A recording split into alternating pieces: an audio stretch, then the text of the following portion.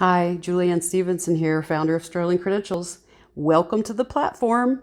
I have come from where you are, and I just want to make life easier. That is my mission, and that is my calling. How did I come up with the name Sterling Credentials?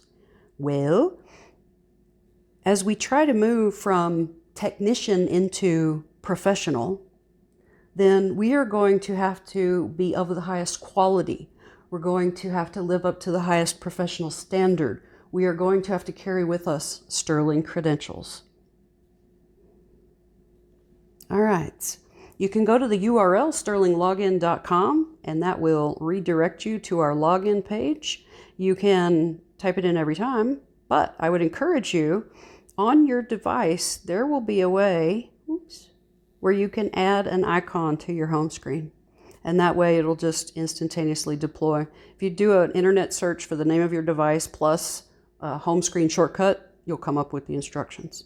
So of course, you're going to put in your email and your password. You can see down below, if you've forgotten your password, we can help you out with that. All right, the first thing that I want you to do when you log in is take a look at the yellow ink up here. This is the cohort to which you are currently pointing. Students, this will not be an issue for you until you advance your training and enroll into the next cohort, at which time a tool will pop up down here that says switch cohort. Adjunct faculty, at the moment, you have to go to your chief instructor and ask them to switch the cohort. All right, we call this our toolbar. And if you look up here, this little arrow thingy is going to get the toolbar out of your way so you can see the dashboard.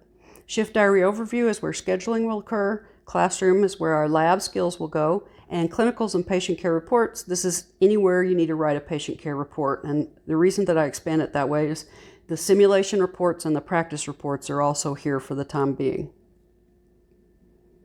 All right, one more thing while I've got you here, please. If you have any kind of hiccups or problems, please get a hold of us as soon as possible. These are the two methods by which you can reach us. If you wait 2 days, then details get lost and we're less likely to be able to completely resolve the problem, right? We'll be able to fix whatever looks wrong, but understanding how it occurred and getting to the root and yanking it out, that can only happen with your help, which is to go ahead and contact us ASAP. My hope is that something I'm doing here will translate into more time for you to spend becoming an excellent clinician and then translate into better care for your patients.